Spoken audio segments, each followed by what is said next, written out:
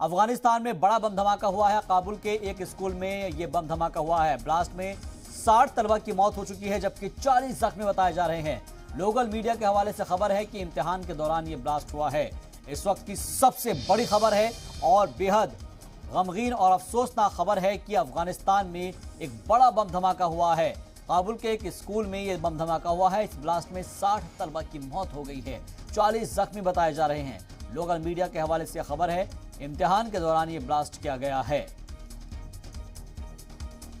तो इस वक्त की बेहद अहम खबर और बड़ी खबर आप तक पहुंचा रहे हैं। अफगानिस्तान में बहुत बड़ा धमाका हुआ है, बम ब्लास्ट हुआ है और इस बम ब्लास्ट के अंदर काबुल के एक स्कूल में धमाका होने की वजह से 60 तलबा की मौत हो गई है, 40 जख्मी बताए जा रहे हैं। लोकल मीडिया के हवाले से खबर है कि इम्तिहान चल रहा था कि इस दौरान ये ब्लास्ट हुआ है।